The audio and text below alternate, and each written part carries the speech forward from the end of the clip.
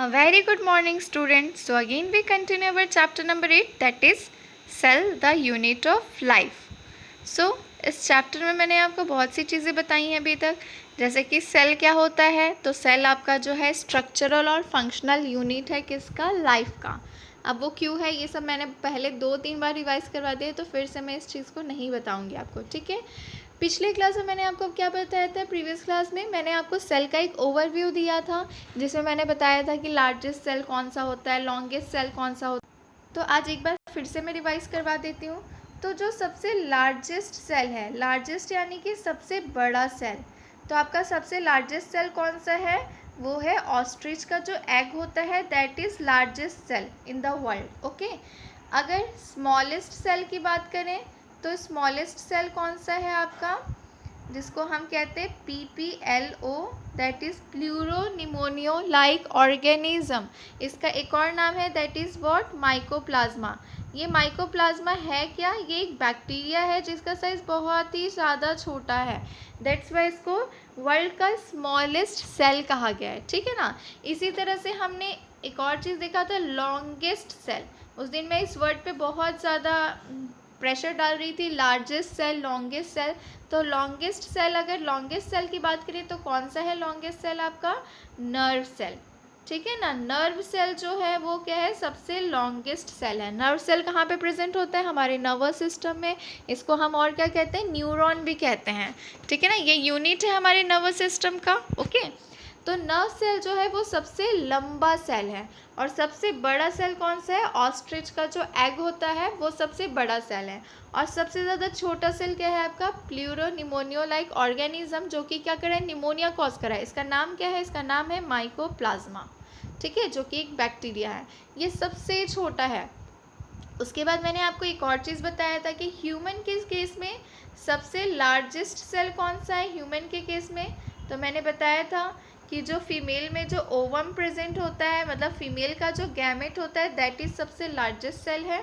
और सबसे ज़्यादा स्मॉलेस्ट सेल आपका कौन सा है, वो है मेल का गैमेट, दैट इज़ स्पर्म, ठीक है ना। मेल का जो गैमेट है जिसको हम स्पर्म कहते हैं, वो सबसे ज़्यादा क्या है, स्मॉलेस्ट सेल है ह्यूमन के केस में। ओके, तो ये तो एक्स्ट्रा मैंने बताया था। उसके अलावा मैंने आपको इस चैप्टर में क्या बताया था प्रीवियस क्लास में, कि जो सेल का साइज़ होता है, शेप होता है, वो बहुत डिफरेंट होता है।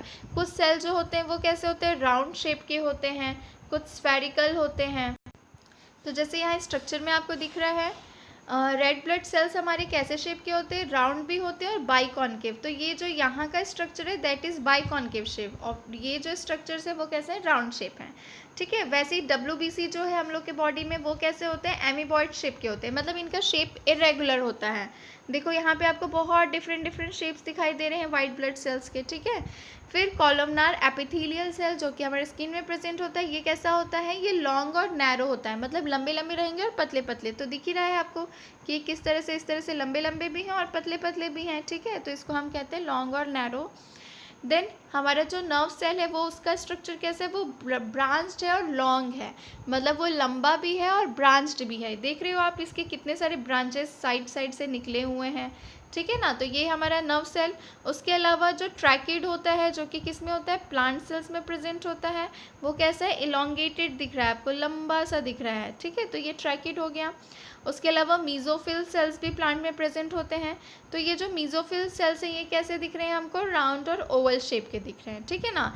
मीजोफिल सेल्स जो हैं वो कौन से सेल्स हैं, वो प्लांट सेल्स हैं। तो ये तो हो गई आपके प्रीवियस क्लासेस की बातें। अब आज हमको पढ़ना है प्रोकैरियोटिक सेल्स। तो प्रोकैरियोटिक सेल्स के पहले मैं आपको बताऊंगी जो सेल है, मैंने आपको प्रीवियस क्लास में बताया था ना, सेल्स के नंबर के बेसिस में सेल को 2 टाइप में डिवाइड किया गया, दैट इज़ यूनिसेलुलर, है ना, मतलब जिनमें सिंगल सेल प्रेजेंट होता है, that they are called unicellular. और जिनमें बहुत सारे सेल्स प्रेजेंट होते हैं, they are called multicellular organism, ठीक है।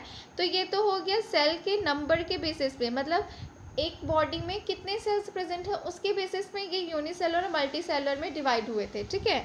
अब वैसे ही क्या होता है, सेल जो है कितने पहले आया, मतलब कब आया, उसके बेसिस में सेल्स में कितना ज़्यादा चेंजेस हुआ, उसके बेसिस पे 2 टाइप के सेल्स हमको देखने के लिए मिलते हैं। तो वो 2 टाइप के सेल्स आपके कौन से हैं, एक होता है आपका प्रोकैरियोटिक सेल, ओके, एक होता है आपका प्रोकैरियोटिक सेल जो कि आज हम स्टडी करने वाले हैं, और एक होता है आपका यूकैरियोटिक सेल्स जिससे हमारा पूरा बॉडी बना हुआ है। मतलब हमारा बॉडी कौन से सेल से बना हुआ है? यूकैरियोटिक सेल से, प्रोकैरियोटिक सेल से नहीं। ठीक है, तो देखो अब इसमें डिफरेंसेस क्या है। प्रोकैरियोटिक सेल्स जो है वो प्रिमिटिव टाइप ऑफ सेल है, मतलब हमारे वर्ल्ड में जो सबसे पहला ऑर्गेनिज्म आया होगा, और ऑब्वियस सी बात है वो कौन होगा? माइक्रो ऑर्गेनिज्म होगा। तो उसका जो सेल है वो कैसा है? आपका प्रोकैरियोटिक सेल्स था। ठीक है, तो प्रोकैरियोटिक, अब ये स्टार्टिंग में आया था, तो आप जानते हो जो सबसे पहले आए हैं उनमें कुछ ना कुछ कमी तो थी ही, है ना। तो ये जो प्रोकैरियोटिक सेल्स थे उनमें क्या था?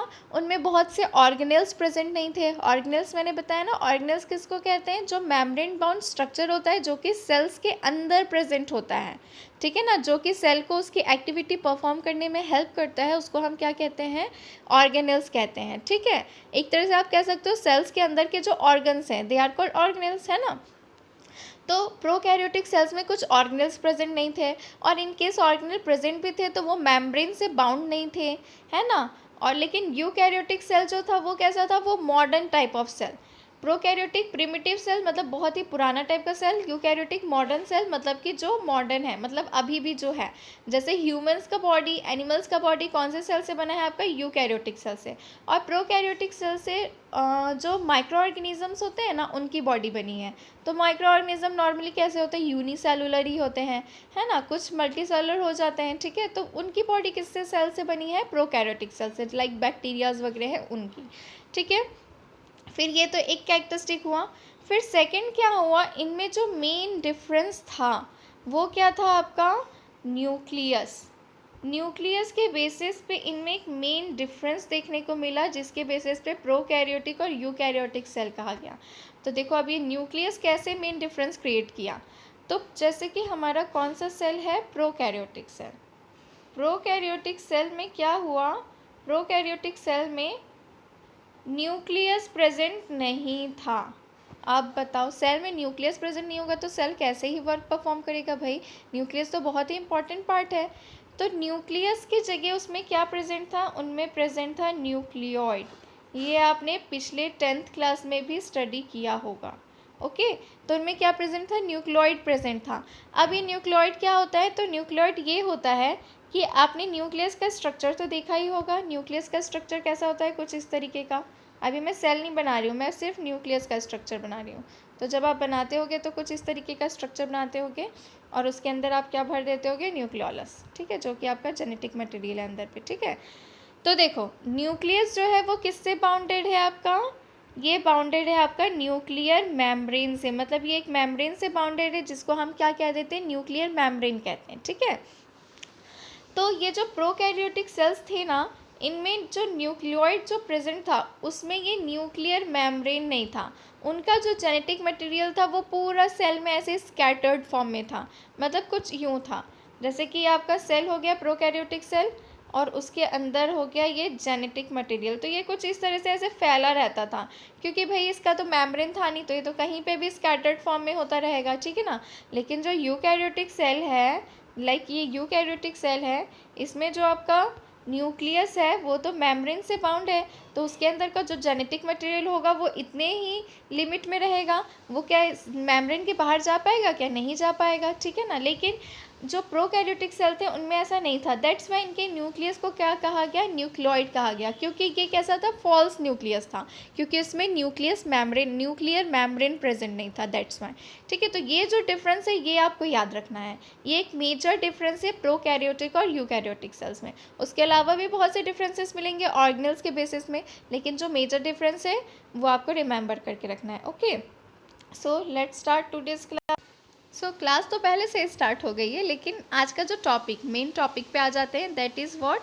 That is your prokaryotic cells. ठीक है, प्रो मतलब ही क्या होता है? प्रिमिटिव। ओके, प्रो मतलब ही क्या होता है? प्रिमिटिव। और कैरियोटिक यानी क्या होता है? न्यूक्लियस के बारे में बात करते हैं। ठीक है, कैरियो मतलब क्या होता है? कैरियोटिक यानी न्यूक्लियस। ठीक है, तो देखो क्या लिखा है। The prokaryotic cells are represented by bacteria, blue green algae, microplasma and PPLO. तो क्या बता रहा है कि ये जो प्रोकैरियोटिक सेल है उसको कौन रिप्रेजेंट करता है? बैक्टीरियाज करते हैं, ब्लू ग्रीन एल्गी करते हैं, माइकोप्लाज्मा करते हैं, पीपीएलओ करते हैं, ठीक है ना। क्यों ये लोग रिप्रेजेंट कर रहे हैं भाई? क्योंकि इनका सेल ही तो प्रोकैरियोटिक सेल है, दैट्स वाई, ठीक है। फिर क्या बता रहा है आपको? They are generally smaller and multiply more rapidly than the eukaryotic cells. अब ये साइज में क्या होते हैं? बहुत ज़्यादा छोटे होते हैं, क्योंकि देखो अभी तक जितने नाम पढ़े हमने, bacteria, blue green algae, mycoplasma, ये नॉर्मली कैसे है? माइक्रो ऑर्गेनिजम्स हैं। नेकेड आई से हमको दिखाई देते हैं क्या? नहीं दिखाई देते हैं।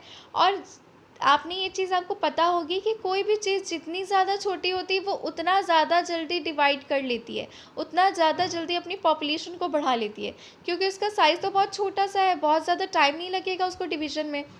बट जिसकी बॉडी जितनी ज़्यादा कॉम्प्लेक्स होगी उसको डिवाइड होने में उतना टाइम लगेगा, ठीक है ना। जैसे ह्यूमंस हैं, आप देखते हो ह्यूमंस का बॉडी जो है वो कितना ज़्यादा कॉम्प्लेक्स है, तो हम लोगों का जो न्यू जनरेशन भी आता है उसमें भी तो कितना टाइम लगता है, ठीक है ना। पूरा 9 मंथ का टाइम लगता है, गेस्टेशन पीरियड होता है, ठीक है। तो वही चीज़ें हैं, जो bacteria, blue green algae, mycoplasma, इस तरीके के जो माइक्रो ऑर्गेनिजम्स हैं उनका साइज़ बहुत छोटा होता है, दैट्स वाई वो अपनी पॉपुलेशन को बहुत ज़्यादा जल्दी बढ़ा लेते हैं, ठीक है ना। उनका पॉपुलेशन कंटिन्यूसली बढ़ते ही रहता है, बढ़ते ही रहता है, और उतना ही ज़्यादा जल्दी जल्दी ये क्या होते रहते हैं? ख़त्म भी होते रहते हैं, ठीक है। इनकी डेथ भी बहुत ज़्यादा जल्दी होती रहती है। क्यों? क्योंकि भाई ये माइक्रो ऑर्गेनिज्म है, हमको क्या पता है कि हमारे चारों तरफ कौन कौन से माइक्रो ऑर्गेनिज्म है। हम अगर अपना हाथ को भी ऐसे बंद करते हैं तो इसी में कितने माइक्रो ऑर्गेनिज्म ख़त्म हो जाते हैं। मैं ऐसे आपको बोल बोल के पढ़ा रही हूँ, मेरे मुँह में कितने माइक्रो ऑर्गेनिज्म जा रहे होंगे जो कि ख़त्म हो जा रहे होंगे। तो सोचो, उठते साथ हम कितने लोगों की डेथ कर देते हैं, ठीक है ना। बट इतना ज़्यादा सोचना नहीं है, ओके।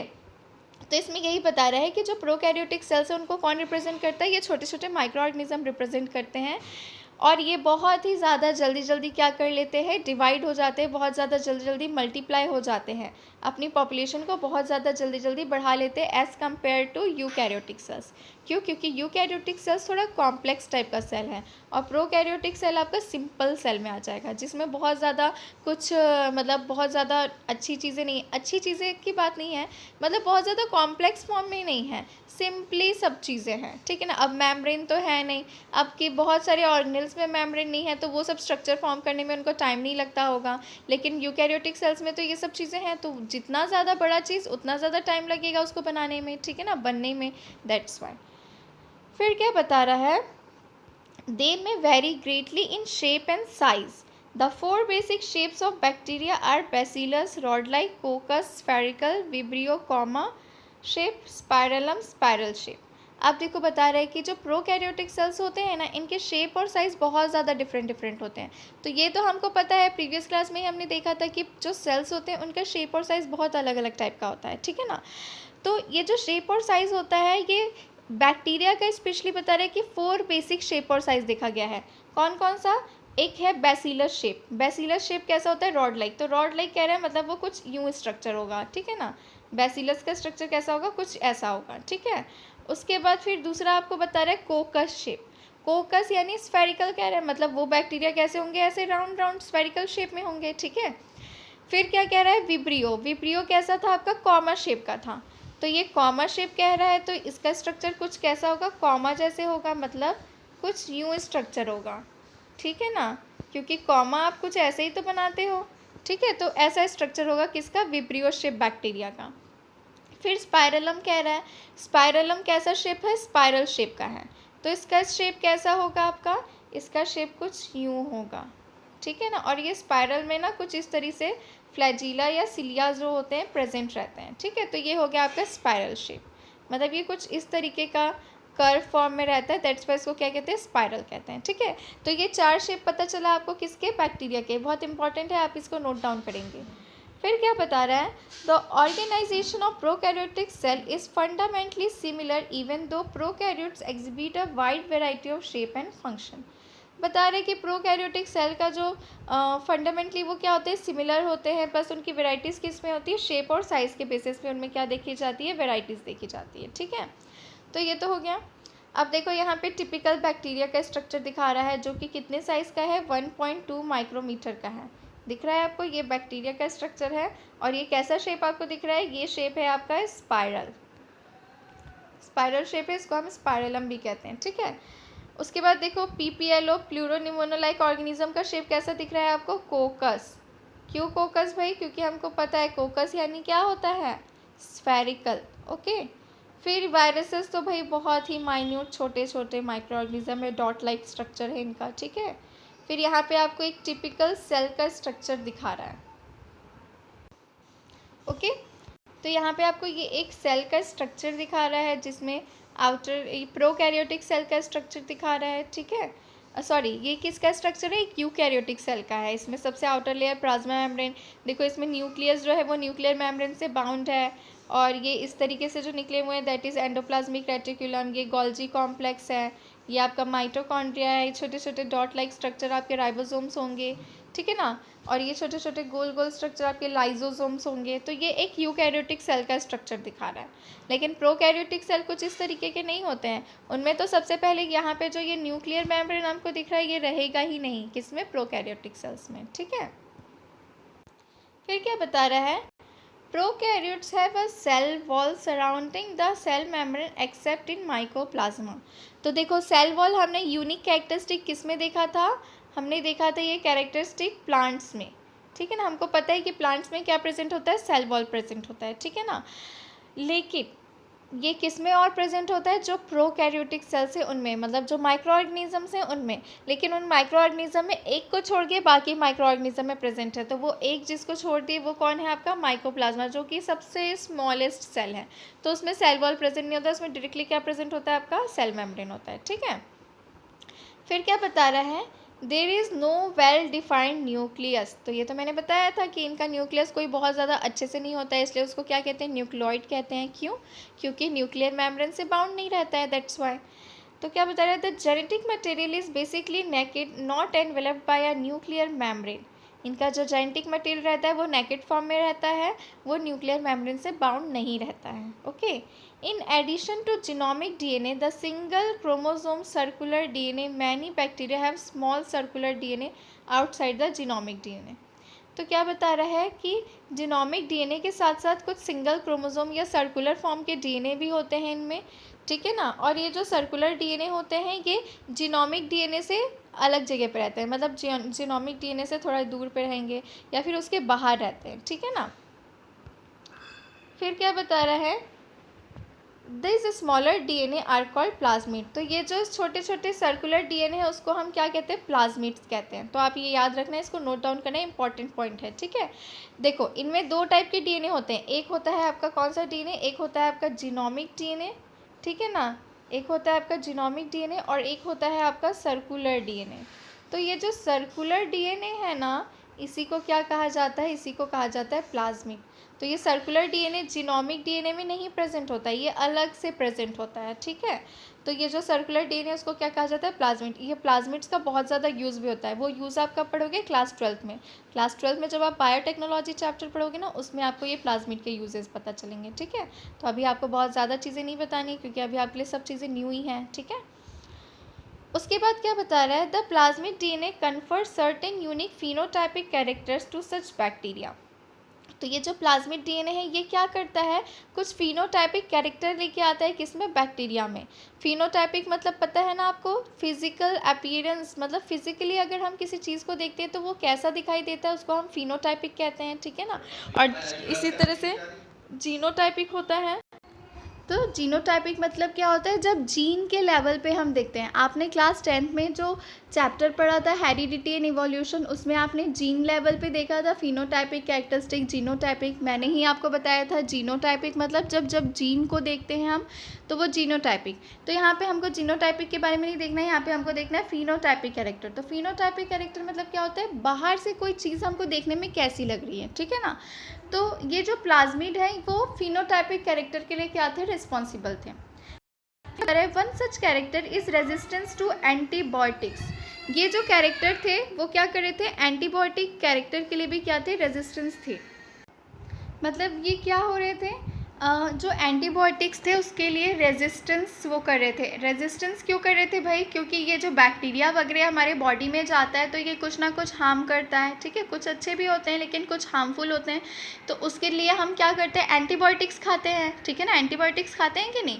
तो ये एंटीबायोटिक्स जो है वो एक तरह से क्या है, मेडिसिन है हम लोगों के लिए, लेकिन इन बैक्टीरिया के लिए क्या है, डेंजरस है। ठीक है। दैट्स वाई इनमें क्या होता है, ये जो प्लाज्मिड डीएनए होता है ना, ये इनको रेजिस्टेंस प्रोवाइड करता है। किसके लिए? एंटीबायोटिक्स के लिए। मतलब कि अगर ये बैक्टीरिया हमारे अंदर गया और हम एंटीबायोटिक खाए तो ये एंटीबायोटिक उसका कुछ ज़्यादा काम नहीं बिगाड़ सकता है। क्यों? क्योंकि वो तो रेजिस्टेंट है एंटीबायोटिक के लिए। मतलब एंटीबायोटिक आएगा भी तो भी वो उसको टॉलरेट कर लेगा और अपना काम करते रहेगा। ठीक है ना, दैट्स वाई। तो ये चीज़ को भी आप याद रखना कि ये जो जो प्लाज्मिड डीएनए है वो कौन सा कैरेक्टर प्रोवाइड करता है उनको? एंटीबायोटिक से रेजिस्टेंस प्रोवाइड करता है कि एंटीबायोटिक्स पे आएगा तो ये भाई अपना अच्छे से अपना जो काम है वो करते रहेंगे, इनको कोई हार्म नहीं होने वाला है। ठीक है। फिर क्या बता रहे हैं, in higher classes you will learn that this plasmid DNA is used to monitor bacterial transformation with foreign DNA. ठीक है। तो ये बता रहे हैं कि हायर क्लासेस मतलब कि जब आप 12th क्लास में जाओगे तो आपको ये जो प्लाज्मिड डीएनए है ना उसका कैरेक्टर मतलब देखने को मिलेगा कि उसका यूज़ कैसे करते हैं फॉरेन डीएनए में, बैक्टीरियल ट्रांसफॉर्मेशन में। तो अभी आप इस चीज़ को बहुत ज़्यादा ध्यान मत रखो, अभी जो ज़रूरी है उन सब चीज़ों को बस देखो। ठीक है। फिर क्या बता रहे हैं, nuclear membrane is found in eukaryotes. No organelles like the ones in eukaryotes are found in prokaryotic cell except for ribosomes. फिर बता रहा है वही चीज़ जो मैंने आपको बताया था कि बहुत से ऑर्गेनेल जो होते हैं वो प्रोकैरियोटिक सेल्स में प्रेजेंट नहीं होते हैं, यूकैरियोटिक में प्रेजेंट होते हैं। ठीक है ना। लेकिन जो राइबोसोम्स है वो प्रोकैरियोटिक में भी प्रेजेंट होगा और यूकैरियोटिक में भी।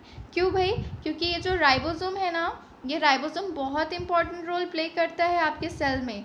ये राइबोसोम करता क्या है? ये राइबोसोम जो है ये प्रोटीन फैक्ट्री कहलाता है। क्यों प्रोटीन फैक्ट्री कहलाता है? क्योंकि ये प्रोटीन का प्रोडक्शन करता है और प्रोटीन बहुत ज़्यादा ज़रूरी है। जो हम लोगों का जेनेटिक मटेरियल वो भी क्या है? प्रोटीन ही तो है ना। इसलिए राइबोसोम जो होता है वो प्रोकैरियोटिक सेल में प्रेजेंट होता है, यूकैरियोटिक में भी। तो कभी कभी एमसीक्यू में ऐसा क्वेश्चन आता है कि कौन सा ऑर्गेनेल जो है वो प्रोकैरियोटिक यूकैरियोटिक दोनों में प्रेजेंट है। ठीक है, तो आपको याद रखना है। फिर क्या होगा, फिर क्या बता रहे हैं, prokaryotes have something unique in the form of inclusions, a specialised differentiated form of cell membrane called mesosome. तो देखो क्या बता रहे हैं कि ये जो यूकैरियोटिक जो प्रोकैरियोटिक सेल्स है ना उनमें कुछ इंक्लूजन्स प्रेजेंट होते हैं, इंक्लूजन के फॉर्म में कुछ स्ट्रक्चर प्रेजेंट होते हैं। ये जो स्पेशलाइज्ड डिफरेंशिएटेड फॉर्म रहता है सेल मेम्ब्रेन का उसको हम क्या कहते हैं? मीजोजोम कहते हैं। और ये प्रोकैरियोट्स का एक कैरेक्टरिस्टिक्स है। ठीक है। मतलब सेल मेम्ब्रेन का इनफोल्डिंग, सेल मेम्ब्रेन का इनफोल्डिंग मतलब कि क्या? जैसे कि आपका सेल मेम्ब्रेन में बना रही हूँ तो इस तरह से ये कैसे होगा? फोल्डिंग फॉर्म में होगा। ठीक है ना। इस तरीके से ये कैसे होगा? इनफोल्डिंग फॉर्म में होगा। तो ये जो फोल्डिंग फॉर्म वाला स्ट्रक्चर है ना इसी को क्या कहा जाता है? इसी को कहा जाता है मीजोजोम्स। और ये जो मीजोजोम्स है ये किस में प्रेजेंट होता है? आपके प्रोकैरियोटिक सेल्स में। ठीक है। तो याद रखना मीजोजोम जो है वो क्या है? ये क्या है? आपका सेल मेम्ब्रेन है। तो सेल मेम्ब्रेन का जो इनफोल्डिंग मतलब सेल मेम्ब्रेन अंदर की तरफ जब फोल्ड होते हैं, नाम से ही समझ में आ रहा है, इनफोल्डिंग मतलब इन यानी अंदर, फोल्ड यानी थोड़ा मुड़ जाना, फोल्ड कर देना। ठीक है। तो जब सेल मेम्ब्रेन अंदर की तरफ कुछ यूँ फोल्ड हो जाते हैं तो उसको हम क्या कहते हैं? इनफोल्डिंग कहते हैं। उसी को हम क्या कहते हैं? मीजोजोम्स कहते हैं। ठीक है। तो ये जो मीजोजोम है ये किसका कैरेक्टरिस्टिक है? आपके प्रोकैरियोटिक सेल्स का। तो ये हो गया आपका प्रोकैरियोटिक सेल के बारे में। नेक्स्ट क्लास में मैं आपको पढ़ाऊंगी सेल इन्वेलप और उसके मॉडिफिकेशंस के बारे में, मतलब सेल मेम्ब्रेन के बारे में। ठीक है। तो आज के लिए इतना काफ़ी था, आज की क्लास के लिए। देखो मैं आपको थोड़ा थोड़ा ही पढ़ा रही हूँ ताकि आपको जितनी चीज़ें मैं बता रही हूँ वो आपको टाइम मिले सफिशेंट, ताकि आप उस चीज़ को स्टडी कर सको। क्योंकि आप बायो फर्स्ट टाइम पढ़ रहे हो, मतलब साइंस पढ़े थे 10th क्लास में, लेकिन वो एकदम छोटे लेवल पे था, तब तो बहुत इंटरेस्ट भी आता था। अभी थोड़ा कुछ चीज़ें बोरिंग भी लगती होंगी, बट ऐसा नहीं है। जितना ज़्यादा इंटरेस्ट के साथ पढ़ोगे उतना ही ज़्यादा इंटरेस्टिंग लगेगा। और दूसरा चीज़ ये कि बहुत से न्यू वर्ड्स हैं, बहुत ज़्यादा वास्ट करके है अभी बायोलॉजी आपके लिए।